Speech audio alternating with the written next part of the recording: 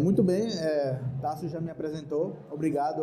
Primeiramente, gostaria de agradecê-lo pela oportunidade de estar aqui com vocês. Bom, como ele já me apresentou antes, eu sou técnico de TI da Univasf e hoje nós vamos falar sobre um pouco, na verdade. Acho que não vou falar nem 1% ou 3% do que é o IPv6. Vou tentar mostrar um pouquinho da prática do que é o IPv6, um pouquinho da teoria, tá? E antes disso, eu vou demonstrar para vocês, em teoria, como é que surgiu o IPv4, por que surgiu e por que surgiu também o IPv6. Porque vocês devem aprender o IPv6. Tá? Então, por isso que eu coloquei essa imagenzinha aqui, esse macacozinho aqui, evoluindo aqui do IPv4, né? Que o endereço IPv4 ele tem esse formato aqui. E o endereço IPv6 tem esse outro formato aqui. Ele é um pouco mais avançado. O IPv4, como vocês podem ver, ele usa números decimais. E o IPv6 usa números hexadecimais. A gente vai ver o porquê disso também. Tá ok? Pronto. Antes de demonstrar o que é o IPv6 e o seu endereçamento, é interessante falar um pouco da história da internet. Como é que ela começou? Ela começou já com aplicativo, acessando web? Não foi bem assim, né? Ela começa lá em 1969. Ela é bem antiga. Só que, na verdade, nesse início aí, em 69, a internet não se chamava internet. Ainda era um projeto de comunicação que se chamava ARPANET. Tá, essa ARPANET, ela foi financiada pelo Departamento de Defesa dos Estados Unidos através de sua agência de pesquisa. Como vocês podem ver aqui, essa figurazinha aqui, ela mostra a primeira conexão ARPANET. Mas quem são esses 4 componentes aqui? O primeiro a se conectar à ARPANET foi a Universidade da Califórnia em Los Angeles. Como vocês sabem, a Califórnia faz parte lá da Vale do Silício. Tem empresas bastante conhecidas por vocês, como o Google, Facebook, Microsoft e outras. A segunda a se conectar foi a Universidade de Stanford, que também elas são universidades bastante conhecidas na área de desenvolvimento e pesquisa na área de tecnologia. O terceiro a se conectar na ARPANET foi a Universidade da Califórnia de Santa Bárbara. E por último, a Utah. Bom, essas linhas que conectam as universidades são links de comunicação de escada. O que eles fizeram? Pegaram uma operadora, fizeram um contrato com ela. Eu vou precisar de um número de telefone de vocês e usar o seu sistema de telefonia para conectar 24 horas por dia. Mas como vocês podem ver, a UCLA, por exemplo, está conectada diretamente a Stanford, mas também está conectada aqui na Santa Bárbara, que também está na Stanford. Então, qual era o objetivo da ARPANET? A ARPANET ela tem o objetivo de criar uma rede de comunicação que ela fosse à prova de falhas. Então, se esse link aqui, por acaso, desse problema, a UCLA não deixaria de se comunicar com a Universidade de Stanford. Por quê? Porque existia um meio alternativo. Ela pode se comunicar por aqui, através de Santa Bárbara, até chegar em Stanford. Beleza? Então, como esse sistema era bastante rudimentar, o que trafegava na ARPANET? Mensagens em texto. Coisa bastante simples. Em 1964, a ARPANET já tinha essa aparência aí. Então você já pode ver aqui, ó, o MIT. O MIT já é uma universidade bastante conhecida na área de tecnologia. Temos também a NASA, Harvard também. Temos também a primeira conexão internacional em Londres. E também temos aqui uma coisa bastante interessante. A primeira conexão a rádio. Uma universidade que fica no Havaí, que é uma ilha bastante distante do continente americano, também se conectou à ARPANET, através de links de rádio.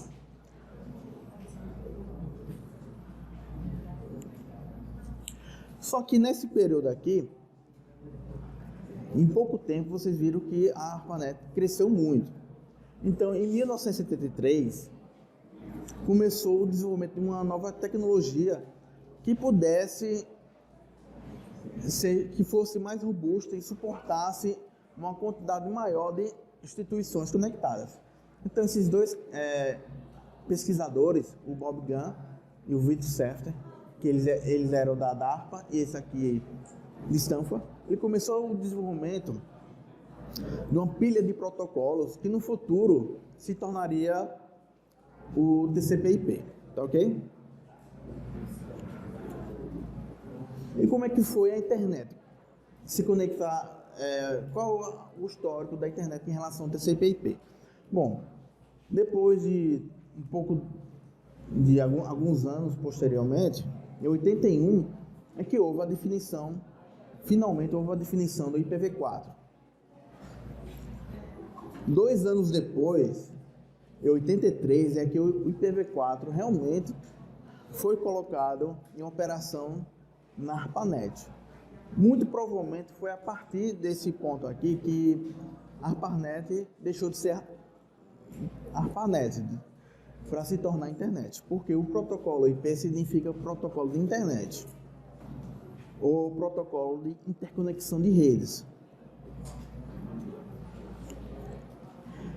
Só que antes da internet, nessa época aqui, a internet ainda era uma rede de comunicação acadêmica. Só instituições bastante prestigiadas é que se conectavam na internet. Aqui no Brasil, a internet só chegou em 89. Mesmo assim, a internet ainda não era comercial, quer dizer, não existia provedores de internet como a Oi, a Tel, TIM. Você não podia pagar ainda para pessoas comuns que não eram pesquisadores para acessar a internet. Só que, antes da internet se tornar comercial, em 1990, já houveram os primeiros estudos sobre o esgotamento dos endereços. Como assim os endereços? Acontece o seguinte: cada computador, cada celular que está se conectado na internet, ele precisa de um endereço IP. Só que o IPv4 reservou para esse fim, para essa finalidade, apenas 32 bits. E como o IPv4 foi desenvolvido nos anos 70 e 80, eles nunca imaginavam, os físicos lá, que a internet se tornaria comercial e teria essa amplitude como se tem hoje. Outro caso foi que em 1991, eu não sei exatamente o ano, mas isso é irrelevante. O que importa é que houve o desenvolvimento da linguagem de hipertexto, o HTML. Quem foi que desenvolveu? Foi outro físico britânico chamado Tim Berners-Lee, na Suíça. Ele desenvolveu essa linguagem, o HTML, desenvolveu o primeiro navegador, o Mosaic, desenvolveu o protocolo HTTP e também desenvolveu o primeiro servidor web.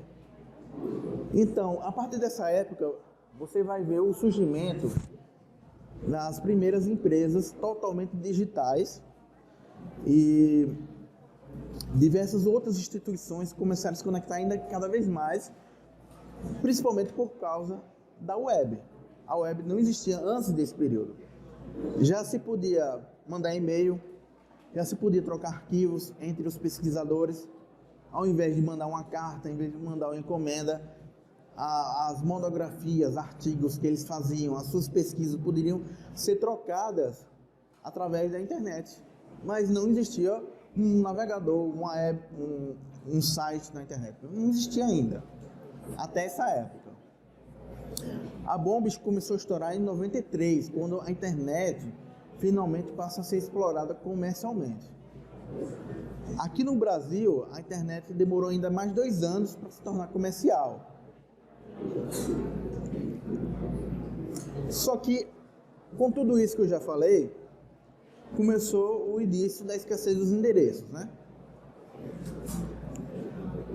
Por quê? Porque eu já falei sobre isso. O IP foi projetado nos anos 70. Então, os requisitos que foram levantados lá naquela época não levaram em consideração os dias de hoje. Então, o que é o IPv4? O IPv4, ele reserva 32 bits, né? Que dá um pouco mais de 4 bilhões, quase 4 bilhões e 300 milhões de endereços. O IPv6, ele já reserva 128 bits. A questão também do que provocou a escassez dos endereços IPv4 foi a ineficiente divisão por classe. A gente vai ver o que é isso um pouco mais à frente. As classes de endereço A, B e C foram reservadas para internet pública, tá? A classe D foi reservada para multicast, porém eu pouco vejo a aplicação no mundo real dos endereços multicast. E a classe E foi reservada para uso futuro, só que eles nunca usaram até hoje. Bom, vamos fazer agora uma anatomia do endereçamento IPv4. Tá? Antes de falar do IPv6, eu coloquei esses slides aí porque eu já imaginava que muita gente não tem muito conhecimento aprofundado sobre IPv4. Então o que eu tenho aqui? O IPv4, esse número aqui em decimal, eu tenho 4 grupos. Cada grupo desse aqui é separado por ponto entre eles e ele ocupa exatamente 8 bits. Então, cada grupo desse aqui ele pode variar entre 0 até 255. Não pode ser, por exemplo, 300, porque já passa de 8 bits, tá? Então, o que eu tenho aqui? Eu tenho um típico endereço classe C do IPv4 na notação decimal pontilhada, que cada número desse aqui está no formato de numeração decimal, tá ok? Então, como eu já falei, na internet pública, o primeiro octeto vai variar de 0 até 223. Por exemplo, o primeiro octeto aqui que eu estou falando é esse primeiro grupo aqui. Se ele tiver entre 0 e 223, ele está se referenciando à internet pública, tá? Você não vai ver na internet pública qualquer endereço IPv4 iniciado em 224 até 239. E provavelmente jamais verá algum IP iniciado em 240 até 255, porque eles foram reservados para uso futuro e até hoje nunca usaram. Tá? Então aqui tem uma tabela aqui resumida de cada classe, tá ok? Mas o que é uma classe? Por que dividir em classes? Bom, primeiramente eles dividem as classes A, B e C.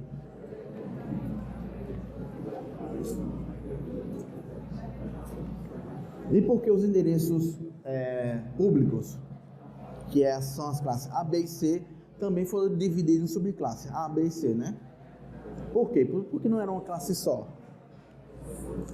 A classe é o seguinte, a classe ela define esse em relação somente à classe A, B e C. Não vale nem para D nem para E. A classe define a posição do limite entre o identificador da rede e o endereço do host, ou seja, uma máscara padrão. Eu acho que essa definição é um pouco complicada para vocês entenderem. O que é o endereço de host? O que é o host? Host é qualquer dispositivo numa rede que pode ter endereço IP. Hoje,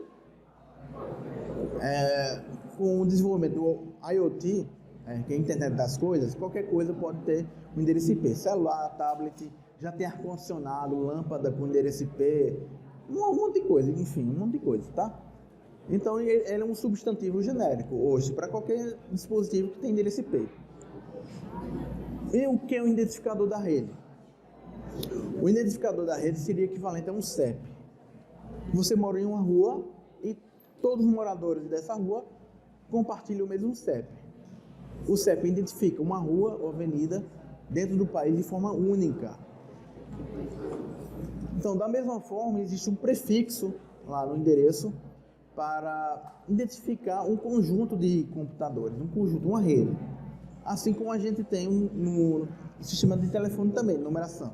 Temos o DDD, que pode identificar um conjunto de cidades, o prefixo, que identifica alguns telefones, e no sufixo, os últimos números identificam um telefone específico, né? Individualmente.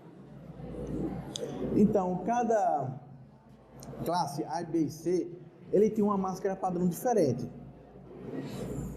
Eu tenho aquele limite lá do CEP, no caso do identificador da rede do IPv4, ele pode ser um pouco maior ou menor.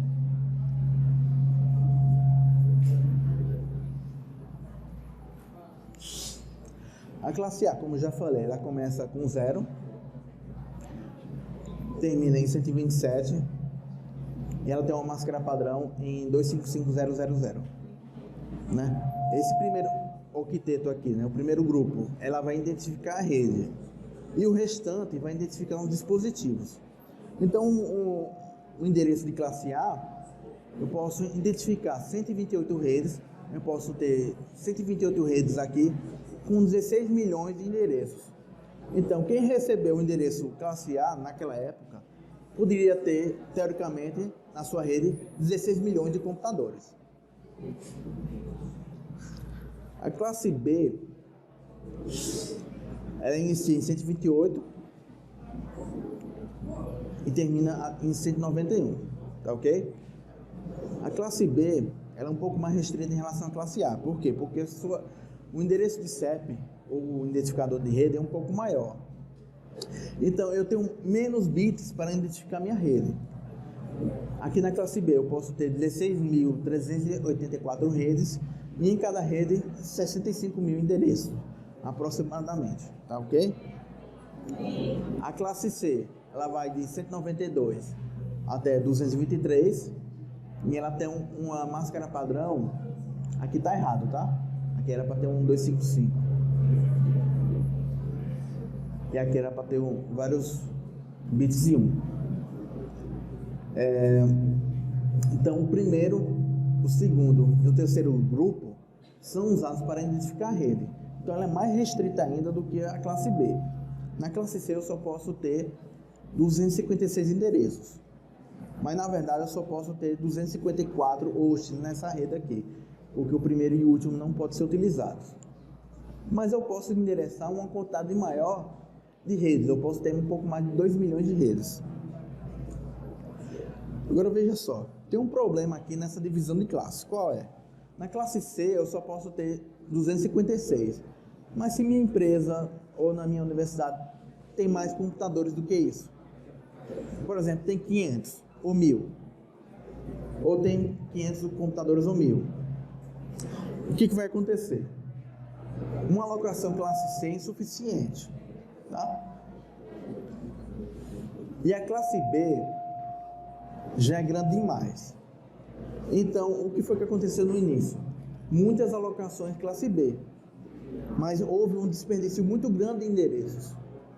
Então, os endereços IP eles foram consumidos muito rápidos por causa dessa ineficiente divisão de classes, tá? Só que existe o seguinte, no IPv4 existe uma grande quantidade de endereços reservados. Por exemplo, o primeiro endereço, o 000, ele é reservado para a rota padrão. Mas tudo que começa com 0 não pode ser utilizado. Então foram reservados para esse propósito 16 milhões de endereços. O 127.001 foi o endereço reservado para o endereço loopback. O que é o endereço loopback? É um endereço IP que referencia a própria máquina. Isso existe em qualquer dispositivo com rede, tá?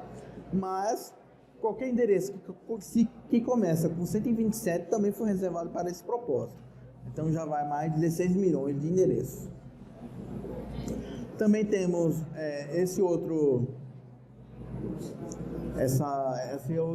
bloco reservado para o link local ou pipa. Para esse propósito foram reservados 169.254. O que é isso aqui?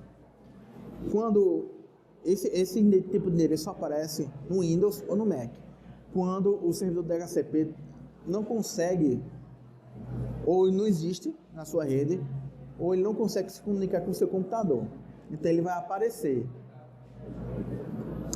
Qualquer endereço começado com 169.254 foi reservado para esse propósito. Então temos aí 65.536 endereços. A classe D foi reservada para o multicast. Aí já vão 250 milhões de endereços.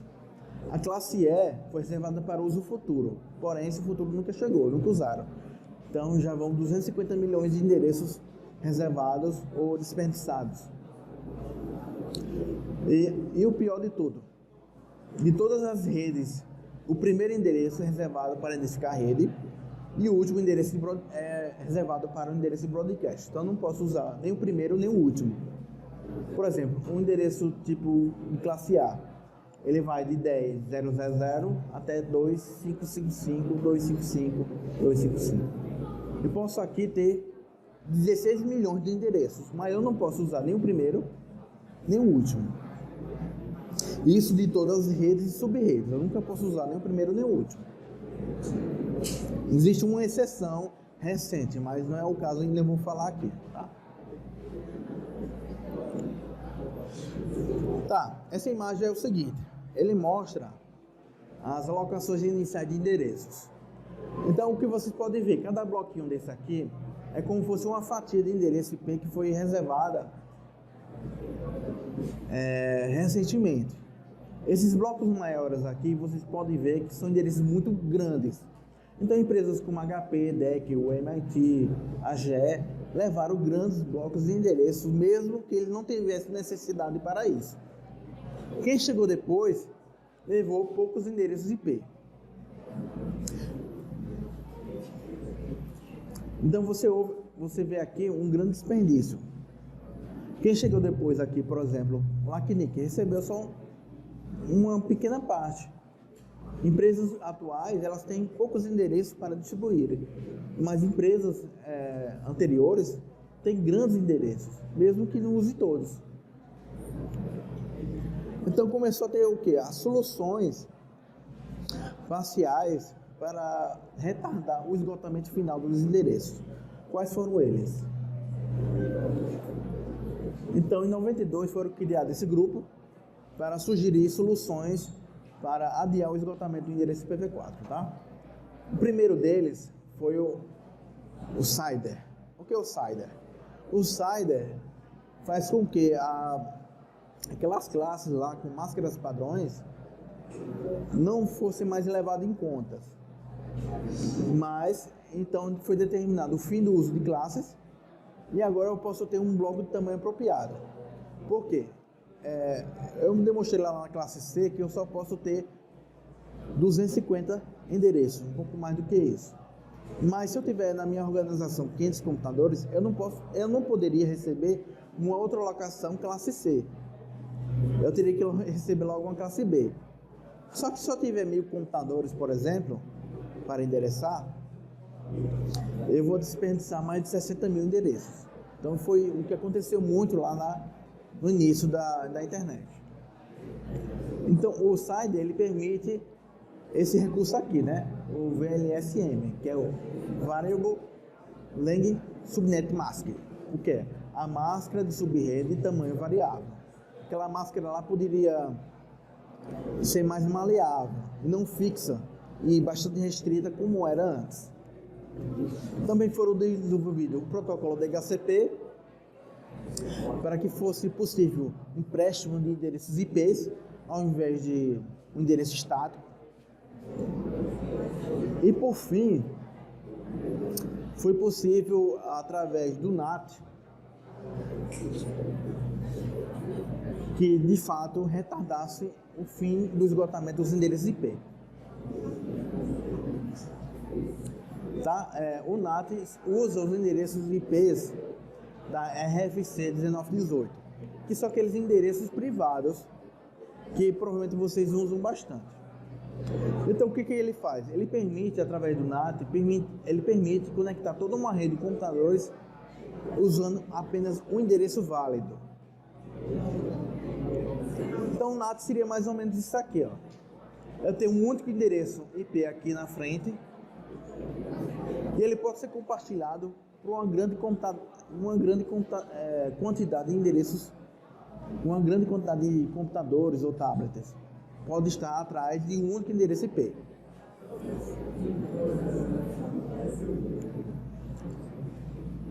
Já passou quanto tempo? Tem quanto tempo ainda? Meia hora? Tá, aqui na... Depois eu vou mandar para vocês esse slide aqui, que ele... Tá ok. Esse slide aqui, ele mostra o funcionamento do NAT. Eu vou passar direto aqui, porque eu não tenho muito tempo, tá? Mas ele faz a demonstração de como é que ele funciona.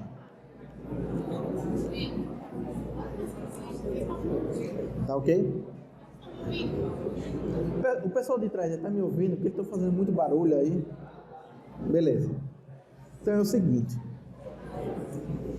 Eu vou passar direto aqui, porque depois eu vou disponibilizar para vocês a gravação da palestra, tá? E o meu curso também que tem lá na Udemy, tá? Só que o NAT traz vantagens e desvantagens, tá? Primeira vantagem. É a vantagem que eu falei. Eu posso ter um único endereço IP lá na frente e reduz a necessidade de endereço público. Um ou dois eu posso colocar atrás dele uma grande quantidade de computadores. Ele pode ocultar a topologia das redes, porque um hacker, por exemplo, ele não pode exatamente saber do lado de fora da internet, saber quantos computadores eu tenho e como é que funciona a minha rede. Através do NAT também ele permite somente a entrada de pacotes gerados em resposta a um pedido da rede. Quer dizer, somente um computador atrás do NAT pode se comunicar com a internet. Ela pode gerar uma solicitação na internet. Mas alguém que está dentro da internet e fora da minha rede não pode gerar uma solicitação dentro dela. Funciona como um firewall? Funciona, mas não necessariamente você está protegido atrás do NAT. Tá? Mas ela também traz desvantagens. Ela quebra o modelo fim a fim da internet. O que é o modelo fim a fim? Na concepção original do IP, eles foram projetados de forma semelhante aos endereços que temos no telefone. Eu posso ligar do meu telefone para qualquer telefone do mundo, assim como eu posso receber também. Mas como eu falei, o NAT ele fez com que algumas aplicações tivessem alguma série de dificuldades. Por exemplo, o WhatsApp. No WhatsApp eu posso fazer ligações de vídeo, posso ligar para a pessoa também, né? Só que como eu estou atrás de um NAT, a comunicação tem que ir lá no servidor do WhatsApp e voltar para o usuário. Então, o que pode acontecer? Um atraso, perda de pacote, ou a ligação fica ruim. Com o IPv6, o NAT vai se acabar. Eu não vou precisar mais dele. Então, os celulares poderão se comunicar diretamente. Com o NAT, no IPv4, ela não é escalável. O que é uma coisa escalável? Eu não posso colocar uma grande quantidade de computadores atrás do NAT, porque existe um limite. Um limite de quê? De portas.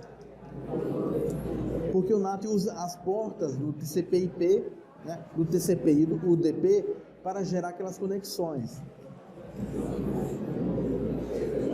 Então, teoricamente, eu poderia ter 65 mil conexões ativas.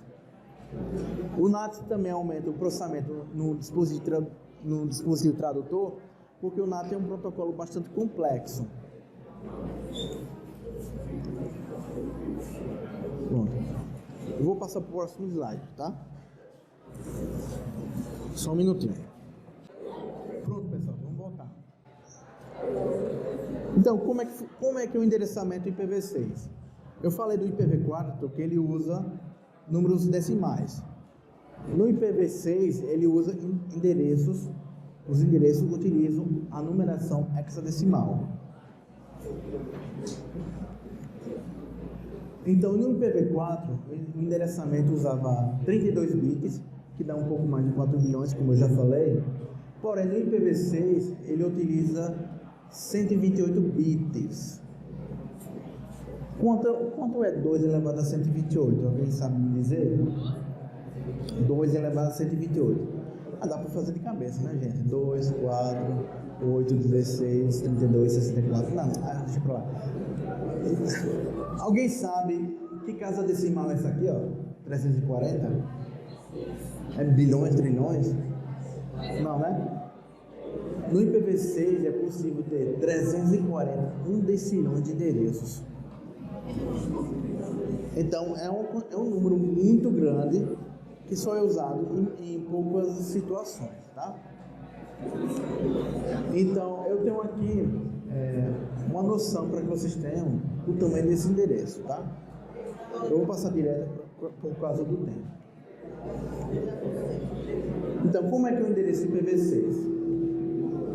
Aqui eu tenho um tipo de endereço IPv4 e no IPv6 eu já tenho esse grande endereço aqui, ó.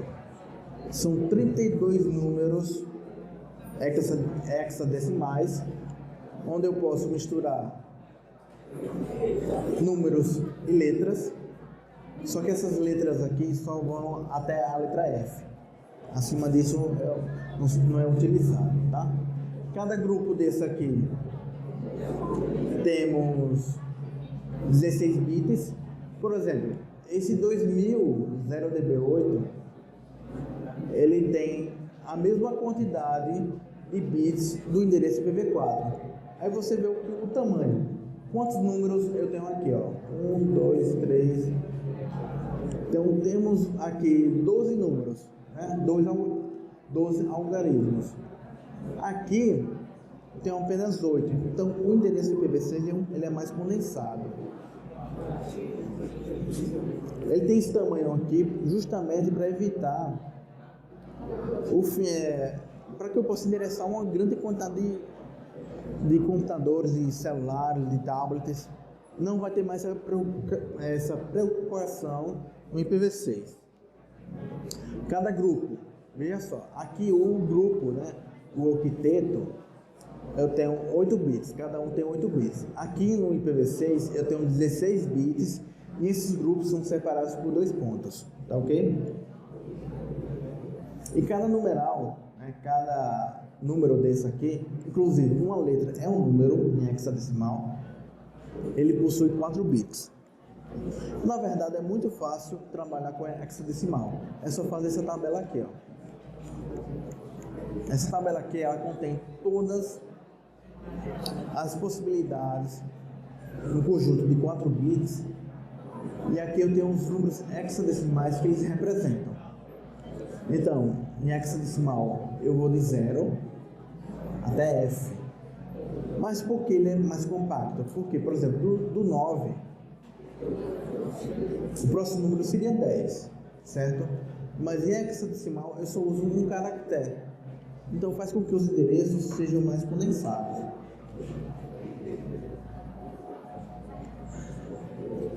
Só que os endereços, apesar do tamanho dele, eles podem ser menores. Por exemplo, eles podem utilizar caracteres maiúsculo ou minúsculo, tanto faz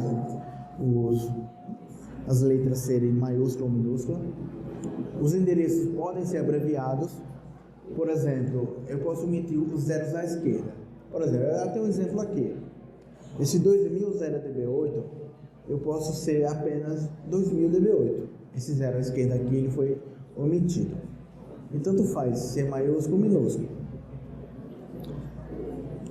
Zeros contínuos, né? Representar os zeros contínuos por 2 pontos, por um duplo 2 pontos.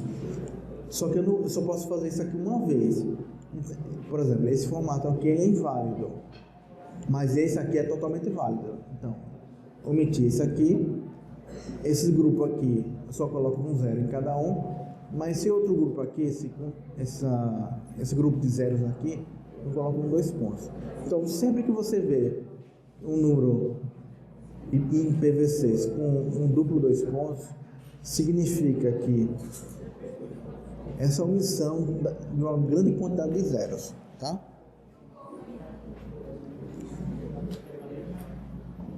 Então, como é que eu represento o prefixo no IPv6?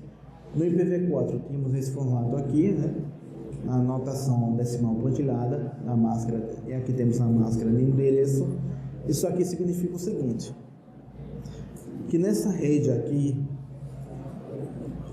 192.168.0, ele é compartilhado por todos os outros computadores. Então eles sempre vão iniciar em 192.168.0. Somente esse grupozinho aqui no final é que é usado para endereçar os computadores. Também temos a anotação CIDR, que apenas diz qual é a quantidade de endereços, a quantidade de bits que é utilizado para o prefixo. Ele é mais simples do que esse formato aqui. E no IPv6, como é que eu faço? Eu coloco o endereço IP e o tamanho do prefixo. Então temos o seguinte, temos o endereço IP abreviado, como vocês podem ver aqui, barra e o tamanho dele. No navegador, caso vocês já tenham visto, você também pode colocar, acessar um site através do seu endereço IP. No IPv6, eu tenho que colocar colchetes. Por quê? Porque o endereço IP também usa 2 pontos e por causa da porta poderia ser confundida com o endereço. O que é a porta? Cada serviço no servidor usa uma porta diferente. Por exemplo, o servidor web, os sites, utiliza a porta 80. E cada serviço que possa subir vai usar uma porta diferente. Então, em alguns casos, alguns servidores web não utilizam a porta padrão, que é 80. Então, eu tenho que definir qual é a porta que eu quero utilizar. Então, como é que eu faço em IPv6? Eu coloco o endereço entre colchetes, aí eu posso colocar a porta.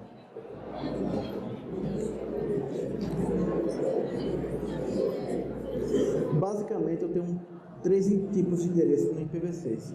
Tem o endereço unicast, unicast e multicast. Vou passar direto por causa do tempo, tá? Nos endereços globais, são aqueles endereços que podem trafegar na internet. São os endereços públicos roteados na internet. Para esse propósito, foi reservado o endereço 2000/3. Mas o que é esse 2000/3? O 2000/3 representa um bloco de endereço. Ele possui um intervalo. Você vai ver aqui como é que faz. Então, temos aqui aquela tabela de binário para hexadecimal. Então, o que é esse 2000/3? A gente sabe que cada caractere em hexadecimal tem 4 bits. Então, esse 2 aqui, ele é esse número aqui em binário, o 0010. Esse /3 aqui significa que esses primeiros 3 bits aqui não podem ser modificados. Então, só que o último caractere, né, o 0, ele pode se modificar para 1. Então, o 0011 é 3. Então, o que significa esse 2000/3? Ele representa um bloco de endereços que começa em 2000, 000 até 3FFF. Então, se vocês verem algum endereço começados em 2 ou 3, é um endereço público do IPv6, tá? Então, temos aqui a tabelinha que mostra em detalhes a anatomia do endereço IPv6. Os últimos 64 bits, eles são sempre utilizados para o endereçamento de computadores e tablets. E os 64 primeiros são os bits mais importantes, tá? Então, quanto de IP que você vai ter no futuro? No IPv6, você tem 1/64. Então, atrás de quanto é que há hoje validade de endereços IPv6? Ele vai te dar exatamente 18 quintilhões, pelo menos 18 quintilhões de IPs, no mínimo. Hoje, um Velox da vida, ele só pode dar pelo menos um único endereço IP lá no roteador. Só fica um no IPv4. No IPv6, no mínimo, ele vai te dar 18 quintilhões. Então, endereço IP à vontade. Mas possa parecer um desperdício de endereços, mas isso aqui é para suportar a autoconfiguração dos computadores, tá? Vou demonstrar para vocês isso de uma maneira mais prática. O link local. Toda vez que você vê um endereço que começa com F80, é um endereço chamado do tipo link local. Ele só é usado localmente, ele não vai trafegar na internet, tá? Esse tipo de endereço, ele é equivalente aos endereços APIPA do IPv4, aquele que eu falei lá no início. Ele sempre aparece aqui, ó, se vocês estão vendo. Ele, independente do suporte ao IPv6 na minha rede ou não, esse F80 sempre vai aparecer. E o restante? Como é que ele pega o IP? Ele tem um DHCP? Não precisa. O próprio computador se autoconfigura, ele gera um IP para ele próprio. Mas primeiro, antes, ele tem que saber se esse IP aqui já está sendo utilizado. O colega anterior falou do protocolo ARP. No IPv6 não existe mais ARP. Ele usa o ICMPv6, tá? E aqui temos o APIPA. Aqui, ó, esse computador aqui, ele está em uma rede que não tem DHCP ativado, ou esse DHCP está com algum problema. Então, ele gerou um IP para ele próprio, começando com 169.254. Também temos um outro tipo de endereço que é chamado Unique Local. Ele é semelhante lá no IPv4 aos endereços privados, que começam com 10 alguma coisa, ou 172.16 alguma coisa. Ou também pode ser 192.168 alguma coisa. Isso serve para, por exemplo, como eles não podem ser roteados na internet, eu posso ter uma impressora. Eu sou administrador de redes e eu não quero que aquela impressora lá possa ser acessada por algum hacker ou por alguém que queira imprimir alguma coisa sem autorização. Por quê? Porque ela vai ter um endereço IPv6 pública. Para se evitar diretamente isso, eu posso usar um endereço privado. No IPv4 nós tínhamos esses endereços aqui, e no IPv6 temos dois tipos de endereço, começado com FC e com FD.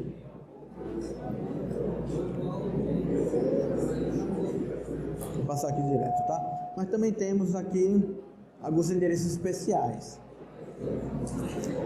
No IPv6 eu falei do 127.0.0.1, que é o endereço direcionado para a própria máquina, que é o endereço de loopback. No IPv6 temos o endereço localhost, o duplo 2.1. Também temos uma faixa especial que no IPv4 é pouco conhecida, que é a faixa de documentação, que é a 2001 DB8/32. Essa faixa aqui era utilizada para fazer livros, scripts de teste, tá ok? Para que aquele teste que você for fazer, caso aquele computador que você vai testar tenha algum acesso à internet, aquele script não manda algum pacote lá para a internet. Então, inclusive, uma boa prática bloquear esse endereço aqui, essa faixa de endereços, para que ela não se comunique com a internet, que ela seja bloqueada para ir para a internet ou chegar de lá. Também temos um endereço multicast, que no IPv4 vai dessa faixa aqui, né? Começa em 224 até 239. Só que a diferença é que no IPv6 o suporte a multicast é obrigatório em todos os computadores com IPv6. E ele é muito mais utilizado no IPv6 do que lá no IPv4, tá? E aqui temos uma tabelinha dos endereços multicast que são utilizados por alguns serviços. Toda vez que você vê algum endereço FF alguma coisa, provavelmente ele é um endereço multicast. Tá? Eu vou fazer uma pequena demonstração na prática de como o IPv6 funciona.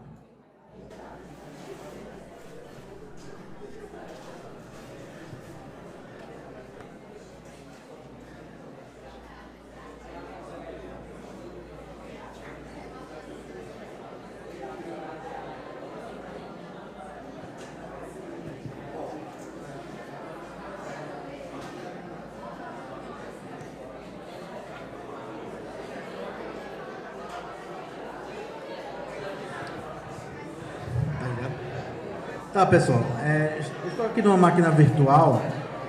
Eu vou iniciar um laboratório aqui, um laboratório simples, para a gente ver o cabeçalho do protocolo funcionando na prática.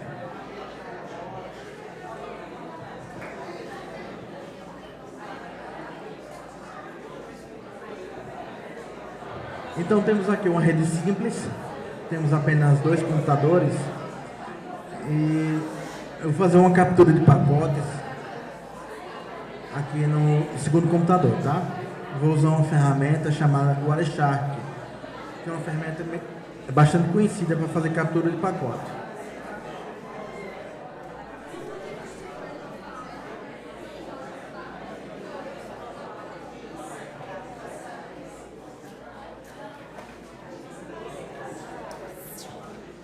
Pessoal, novamente eu tenho que reclamar com vocês. Tá, beleza. Para fazer a captura de pacotes, eu preciso forçar a comunicação entre 2 computadores, tá? Esse programa Core aqui é um emulador de redes. Então eu posso emular IPv6 e IPv4 de uma forma muito fácil. Eu vou abrir aqui um terminal e eu vou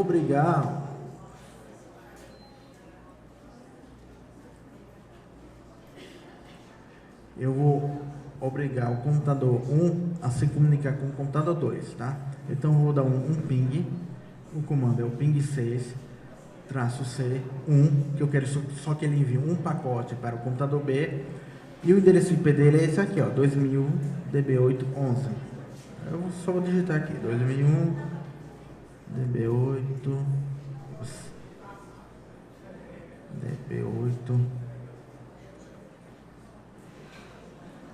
11.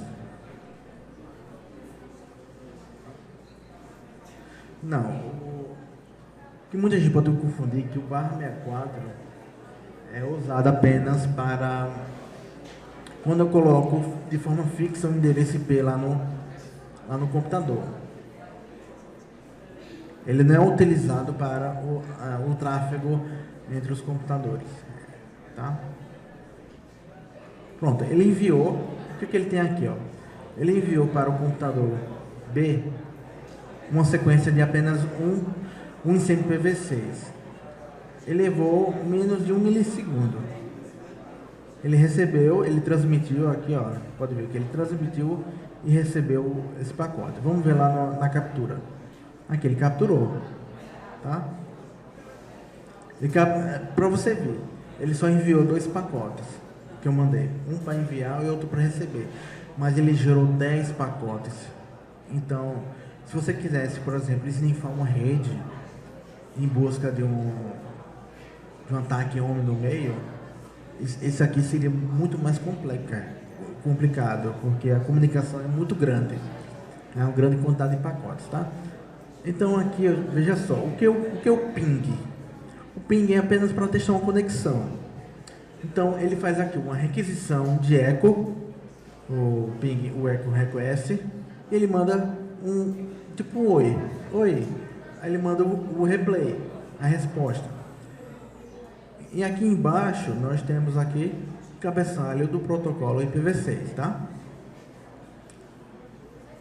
Então temos aqui uma prática do IPv6 de uma forma bastante simples, de acordo com a teoria que a gente viu, que não é nem 3%, 4% do total. Caso vocês tenham interesse em buscar esse emulador Core, essa máquina virtual, ela vai estar disponível nesse site aqui. Vou demonstrar para vocês, tá?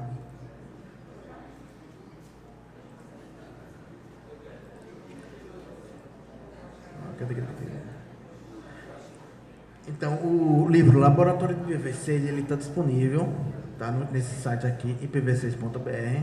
Vocês podem baixar esse livro aqui em PDF gratuitamente. Porém, se vocês quiserem comprar em papel, vocês também podem ir lá no site da editora, da Novatec. O download daquele laboratório, ele pode ser feito aqui, tá? O download da VM. Então eu preciso de algum sistema de virtualização de máquinas virtuais. Aqui eu estou usando o worktexto da VMware. Mas também pode ser tem um mais simples, que inclusive pode ser baixado gratuitamente, que é o VirtualBox. Tá? Eu fiz alguns testes aqui, antes de iniciar a palestra, para testar se nesse computador, nessa rede aqui, eu estou usando o IPv6. Então, fiz um testezinho aqui de IPv6, e ele me detectou que o endereço IP aqui é o 200.128.3.159.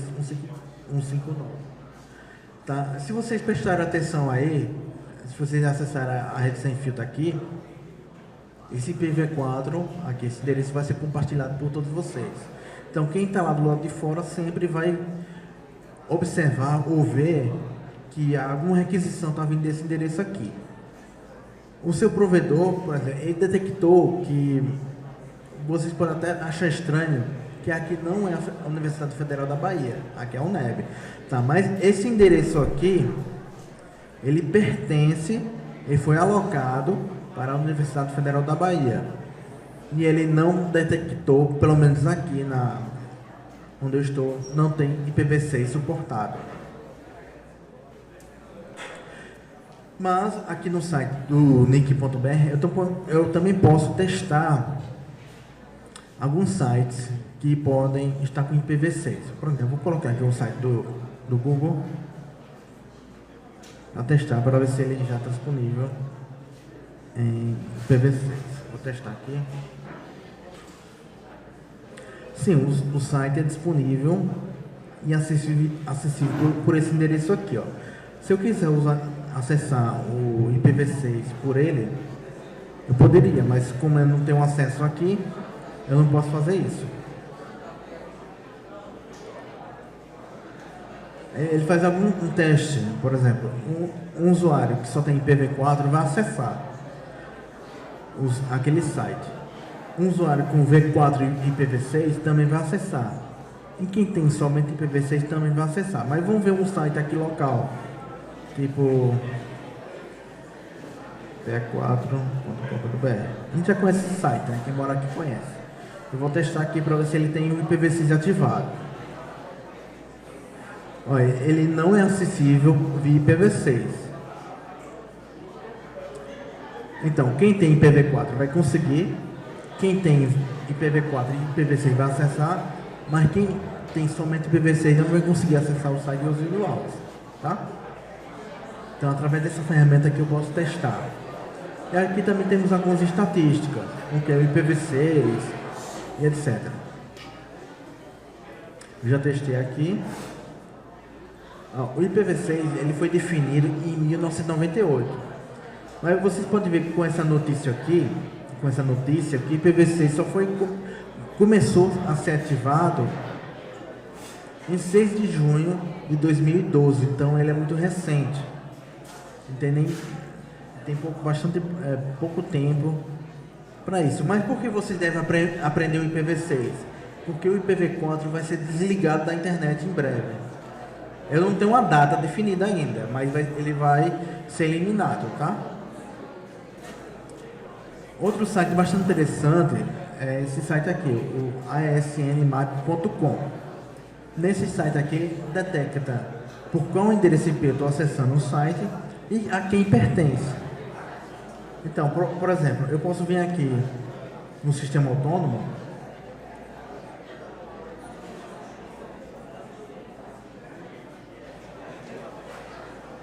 Ele vai fazer um mapa de acordo com as conexões desse sistema autônomo, tá? Então, a Universidade Federal da Bahia, ela tem 33.000 IPv4. Ela pega internet da Associação Rede Nacional de Ensino e Pesquisa ou dessa outra empresa aqui privada, desse outro provedor aqui. Então, já estou terminando, tá? Então, ela tem 4 anúncios IPv4, também tem 3 anúncios IPv6 e também temos aqui algumas outras informações. Quem é responsável, temos até o CNPJ da empresa. Até o e-mail da pessoa responsável. Na verdade, o Ruiz é um banco de dados público, o acesso dele é público, entendeu? Qualquer pessoa pode ter acesso a ele. Beleza, pessoal. Era isso que eu gostaria de mostrar do IPv6. O IPv6 já está sendo implementado na internet aos poucos. E o IPv4 vai ser desligado. Eu não tenho uma data exata, mas isso vai acontecer. Se vocês tiverem alguma dúvida, porventura, sobre isso aí, vocês mandam um e-mail para mim. Inclusive, vocês podem anotar esse e-mail aí e mandar um e-mail para mim, que vou colocar no grupo que eu criei sobre IPv6 e vou mandar gratuitamente um cupom para vocês do meu curso que tem lá no Udemy, tá? Vai ser gratuito para vocês, todos vocês. Então esse material também vai estar disponível para vocês, mas antes disso você manda um e-mail com o número de telefone que tem o WhatsApp para eu cadastrar, tá? Beleza?